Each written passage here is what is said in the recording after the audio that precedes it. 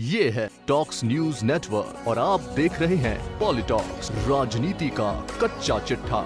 मोदी 2.0 सरकार का पहला मंत्रिमंडल विस्तार बुधवार को हो गया है। इस दौरान सबसे ज्यादा चौंकाने वाली खबर जो रही वो थी रविशंकर प्रसाद और प्रकाश जावड़ेकर का इस्तीफा। चंद मिनटों में सूचना प्रौद्योगिकी, कानून और टेलीकॉम जैसे अहम मंत्रालय को संभालते आ रहे रविशंकर प्रसाद की कुर्सी छिन गई है। मोदी मंत्रिमंडल विस्तार और फेरबदल से कुछ मिनटों पहले अचानक रविशंकर प्रसाद और सूचना व प्रसारण मंत्री प्रकाश जावड़ेकर के इस्तीफे की खबर आई तो सब चौंक गए। अक्सर अपने फैसलों से चौंकाने वाले पीएम मोदी ने दूसरे कार्यकाल के पहले कैबिनेट विस्तार में भी सरप्राइज पैकेज दे दिया। ऐसे में राजनीतिक विश्लेषक अब रविशंकर प्रसाद के इस्तीफे के रहस्य की पड़ताल में जुट गए हैं। आपको बता दें कि रविशंकर प्रसाद का इस्तीफा ऐसे समय पर हुआ जब उनका अमेरिकी सोशल मीडिया कंपनी ट्विटर से विवाद चल रहा था। नए आईटी नियमों को लागू करने वाले रविशंकर प्रसाद ने दिग्गज सोशल मीडिया कंपनियों को भारत के नए कानून के मुताबिक चलने को मजबूर किया है। ऐसे समय पर अचानक रविशंकर प्रसाद को कैबिनेट से बाहर का रास्ता दिखाए जाने पर बहस छिड़ गई है। बहुत से लोग रविशंकर के इस्तीफे को ट्विटर विवाद से जोड़कर देख रहे हैं। जहां तक रविशंकर प्रसाद की बात है तो उन्हें भी यकीन नहीं होगा कि कानून, आईटी, कम्युनिकेशन जैसे बड़े मंत्रालय संभालते संभालते वह अचानक से मंत्री पद से हाथ धो बैठेंगे।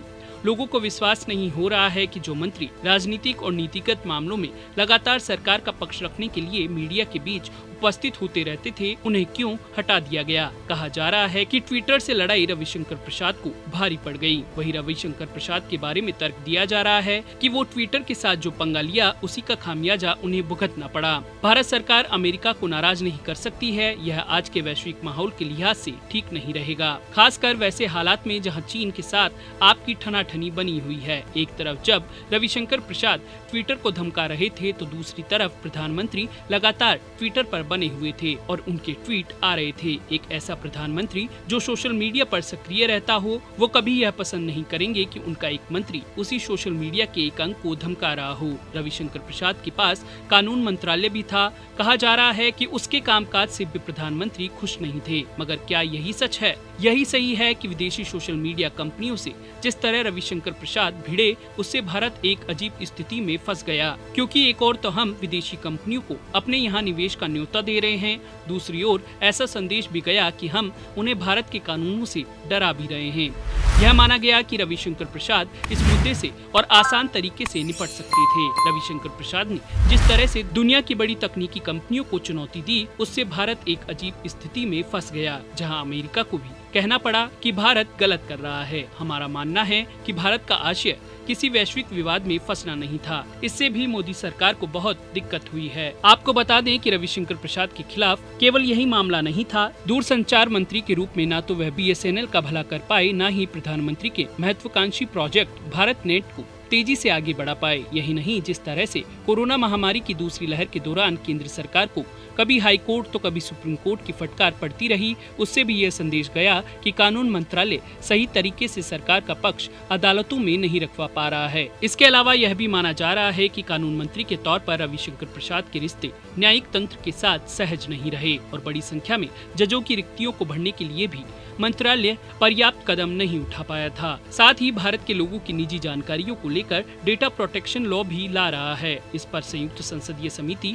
रिपोर्ट तैयार कर रही है, लेकिन रविशंकर प्रसाद ने रिपोर्ट के पेश होने से पहले ही ट्वीट कर दिया था कि वो इस रिपोर्ट से बहुत खुश हैं। इन सबके बीच कुछ जानकार सूत्रों का कहना है कि उन्हें कैबिनेट से बाहर इसलिए कर दिया गया क्योंकि उनसे जस्टिस नुथलापति वेंकट रमना मामले में बड़ी चूक हुई थी। जस्टिस NV रमना भारत के नए मुख्य न्यायाधीश बनाए गए हैं। 23 अप्रैल को बोबडे के सेवानिवृत्त होने के बाद रमना ने भारत के 48वें मुख्य न्यायाधीश के तौर पर शपथ ली। जस्टिस रमना 26 अगस्त 2022 तक देश के मुख्य न्यायाधीश के पद पर रहेंगे। रमना के चलते आने वाला एक साल सुप्रीम कोर्ट में मोदी सरकार के लिए बड़ी चुनौती वाला रहेगा और जस्टिस रमना आंध्र प्रदेश के पूर्व मुख्यमंत्री चंद्रबाबू नायडू के बेहद करीबी माने जाते हैं। जानकार यह भी मानते हैं कि रविशंकर प्रसाद में एक तरह का गुरूर भी आ गया था। उनकी भाषा, उनका लहजा, उनके तेवर बहुतों को पसंद नहीं आ रहे थे। हालांकि पहली बार पटना से लोकसभा का चुनाव भी जीते, लेकिन मंत्रिमंडल में अपनी जगह खो बैठे। अभी यह भी तय नहीं है कि मोदी, शाह और संघ के पास रविशंकर के भविष्य को लेकर कोई योजना भी है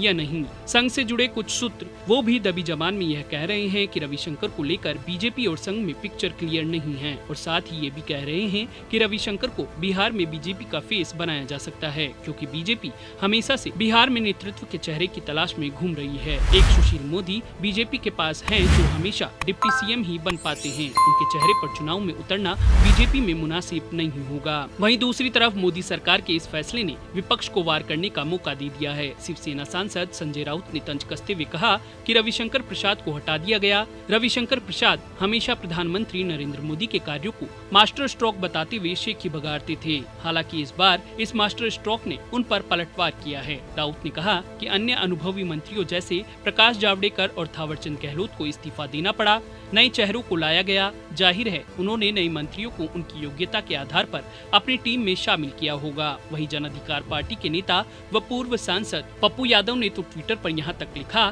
कि रविशंकर प्रसाद को अमेरिका को खुश करने के लिए हटाया गया है। अधिकतर ट्विटर यूजर्स इसी तरह के सवाल उठा रहे हैं, तो कुछ चुटकी लेते हुए उन्हें ट्विटर के देसी वर्जन कूपर यह विस्तार से बताने को कह रहे हैं कि आखिर उनकी कुर्सी क्यों चली गई। पॉलिटॉक्स ब्यूरो, दिल्ली। ये है टॉक्स न्यूज नेटवर्क और आप देख रहे हैं पॉलिटॉक्स, राजनीति का कच्चा चिट्ठा।